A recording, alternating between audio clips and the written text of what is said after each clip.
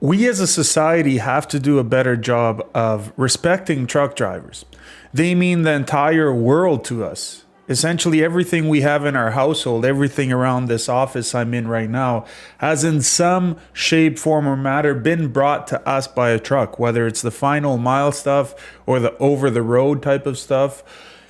They are very important to us in our day-to-day lives. And I want to hopefully bring more and more respect and more awareness towards truck drivers and the respect that they deserve. They used to be looked at as the pilots of the roads, pretty much. They used to be kind of, a lot of respect was given towards them.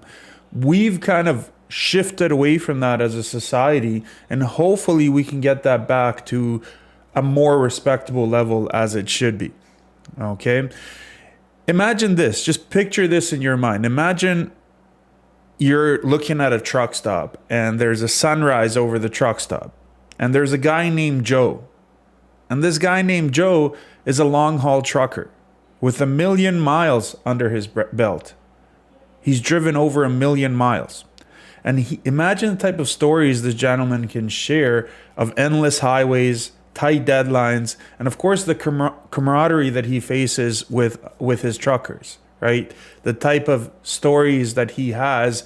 And some truckers just want to be heard.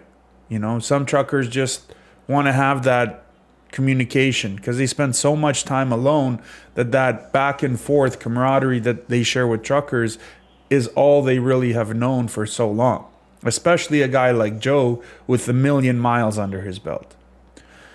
Now imagine this. Joe is in his truck, he's in his rig, and he's navigating treacherous weather just to get you your favorite snacks. Imagine tornadoes, hurricanes, snowstorms, black ice, crazy winds just away from the tornadoes, just regular winds that can really be very deadly to truck drivers. They have to navigate through that. Don't forget, they also have to navigate through us as drivers on the road of our small vehicles.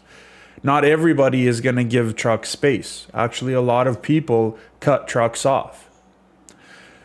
Imagine this. Imagine Joe at a loading dock, paperwork in hand.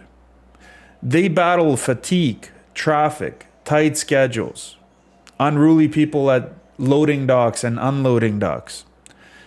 They still find joy in sunsets on the open road, even with this craziness that they had to deal with every single day of their life.